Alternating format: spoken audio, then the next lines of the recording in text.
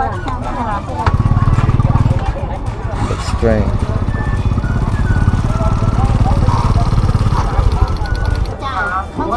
Bon vô tay chưa đủ muối hả bon? Cái đại cơm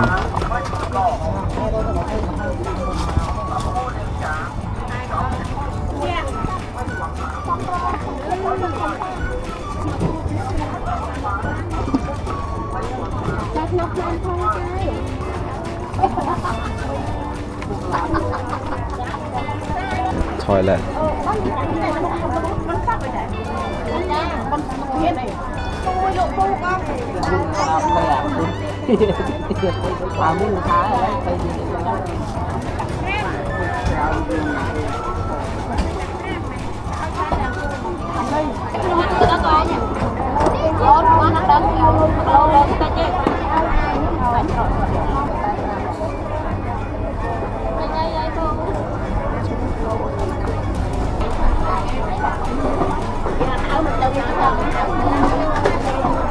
Con nha mẹ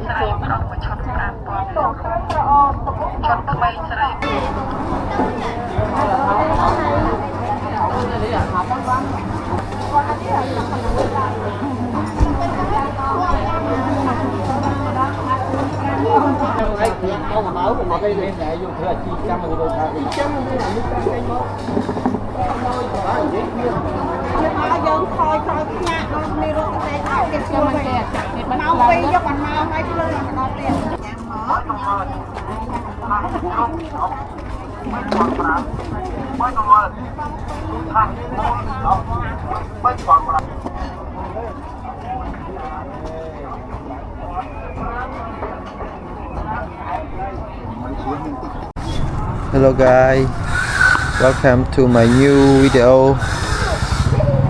Now I'm at Satmai market. Like you see, there are so many bike parking here. It must be the crowded and so many people in this countryside market. And I will walk through to the market to see so many things. I believe there are so many stalls in here and it's gonna be so much fun. Yeah, this is the second time for me walking here and I like this place also. It's kind of clean and people are so friendly. Okay, let's get started. And thank you guys for choosing this beautiful video. I hope you like this. Okay, let's get started.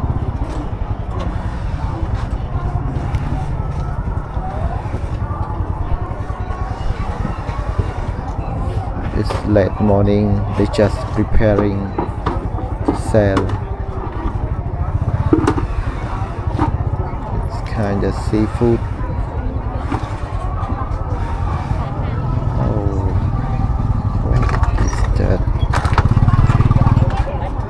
Strange.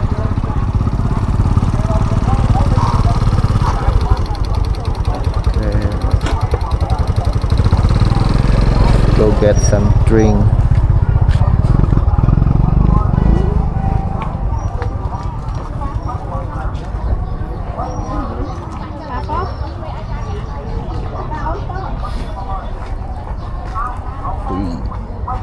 Oh, there are some drink over there. I'm gonna buy coffee for the late morning.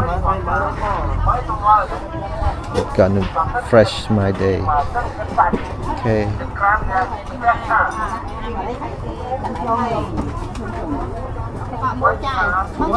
Bon vô tay chưa đủ muối hả bon? Cái đại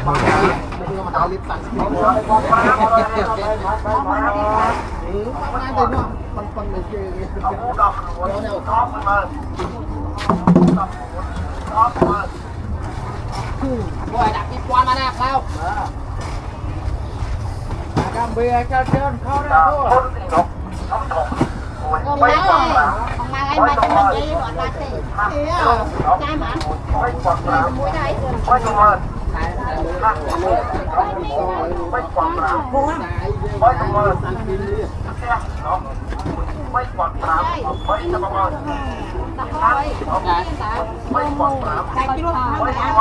Nhung.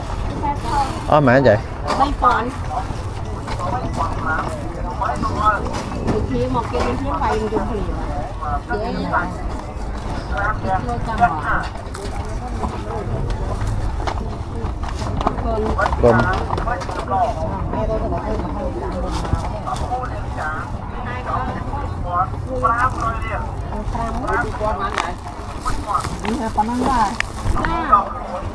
Gồm nó ada pedang.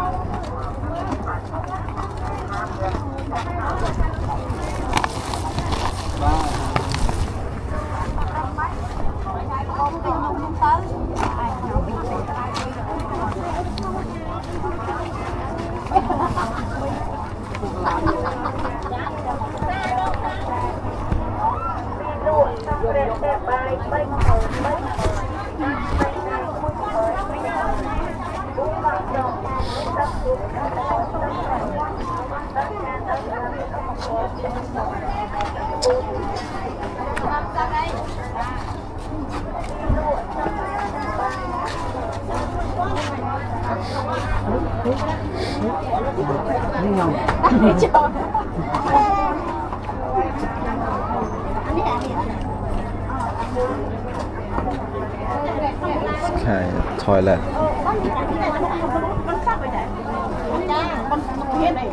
Cui lộ cu con, kèm đây đâu sợ. Tiền lộ cu, tôi đây một con lên sau tiền cu. Ồ. Này kèm đây không hay vậy.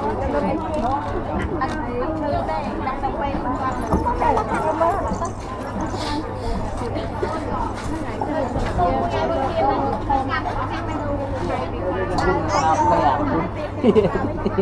Làm muốn thái rồi đấy thì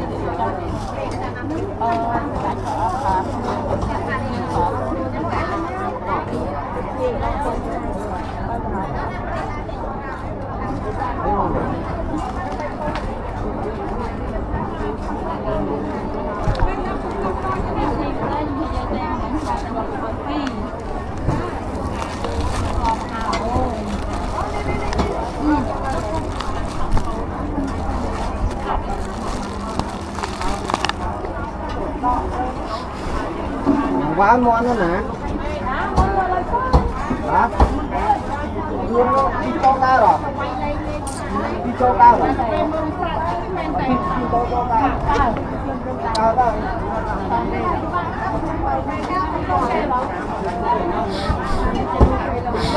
Đấy, chắc bằng ấy.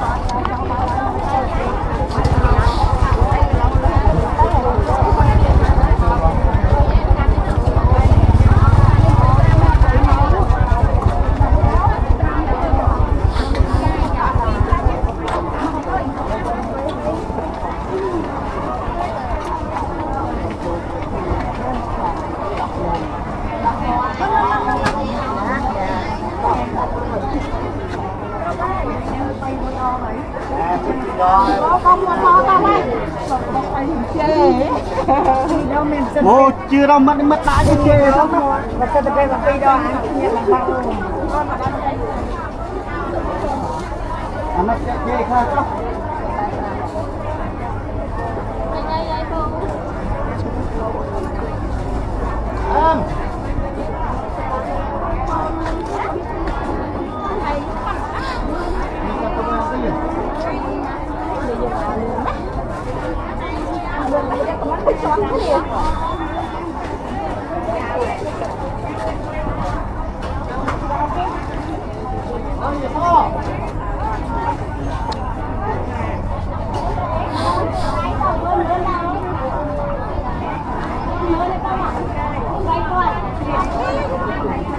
Váy con kalau mà mến rất không.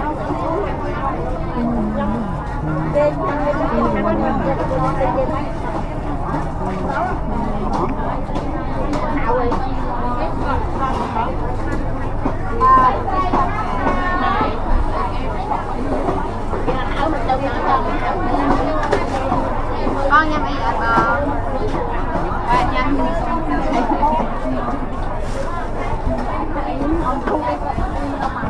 Quan qua mấy. Nó không bạn giúp thế mà. Rồi sao nó cũng thấy đá nè.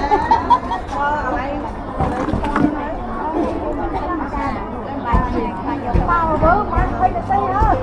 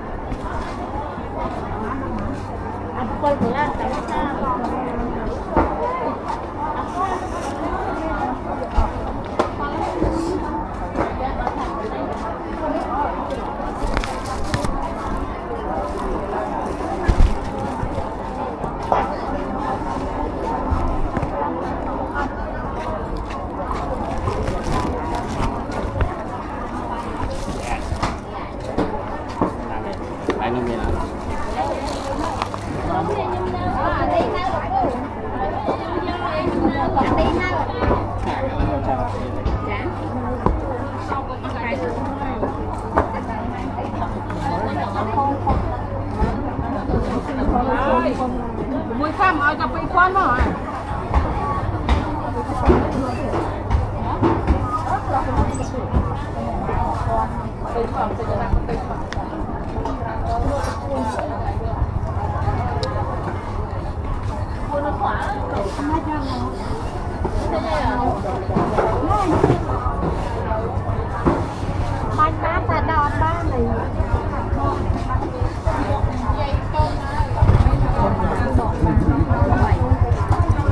Đó được.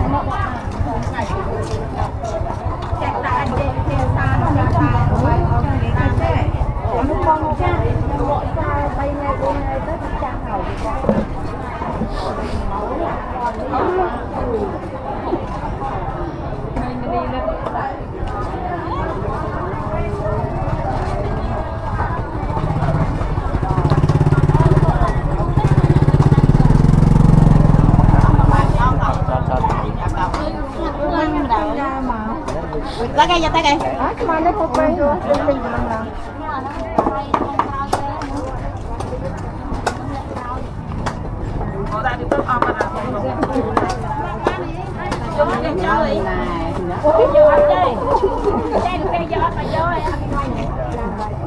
Nó cái giờ là dài nhất rồi.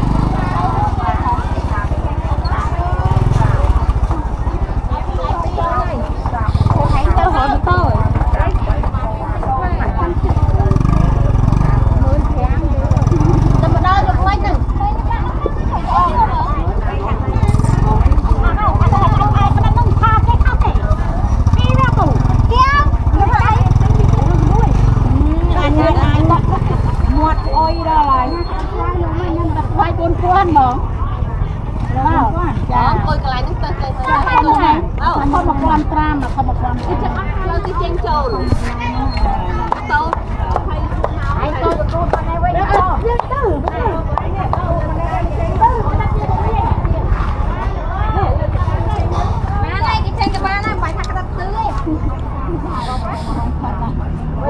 vừa vô luôn nè nè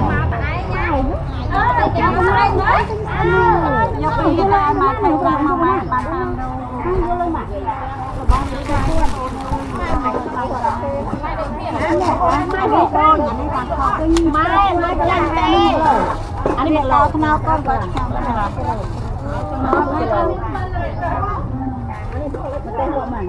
cho một con á, giá một cây hay một con cây cây pram, cây pram cây má cây pram, con nào,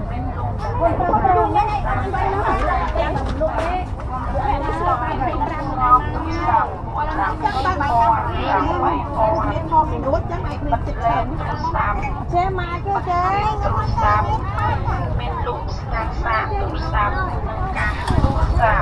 ô nát cái này mới ra này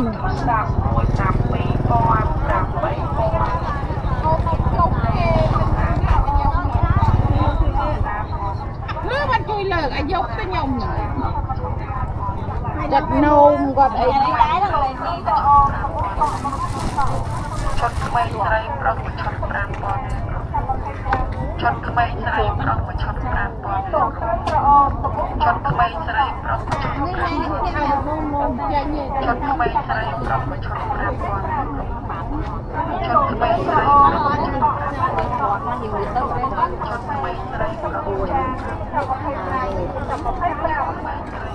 មានលោកគ្រឿងក្រអូបតបបកប្រមាត់អត់ស្រកនឹងទៅលោកប្រមាត់អត់កាំងទឹកទៅ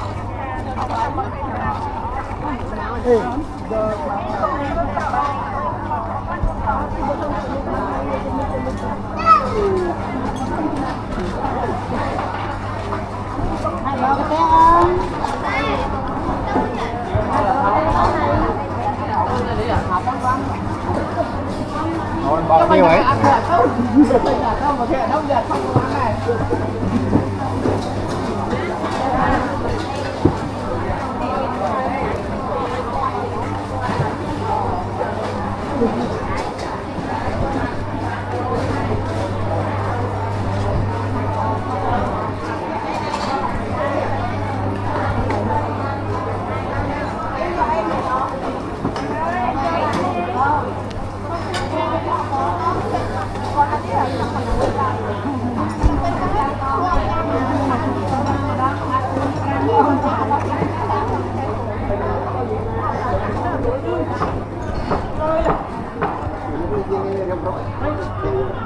Hãy cho tôi một thôi, trăm rồi ấy, không mà máu của nó đây lên để dùng thừa chi trăm rồi đôi ta, trăm rồi là nước canh máu, đôi đó dễ biết rồi, lúc bay bay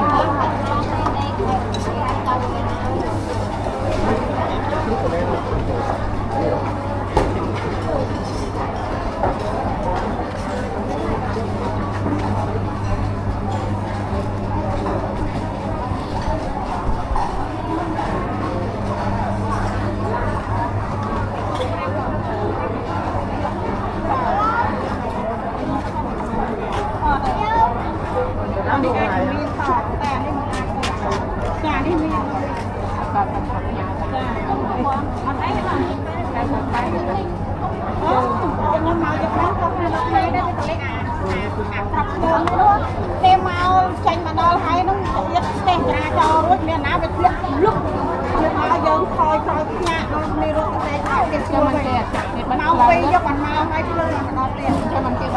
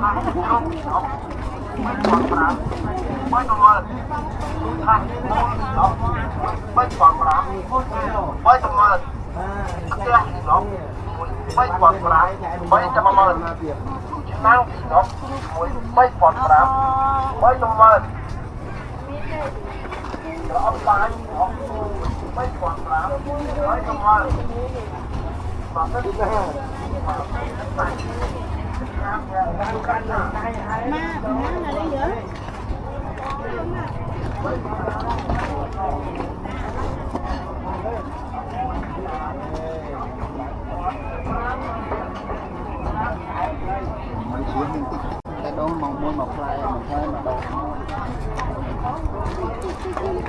là như ngày kem co chứ ta nói như ngày đang gây sờ lo gây quá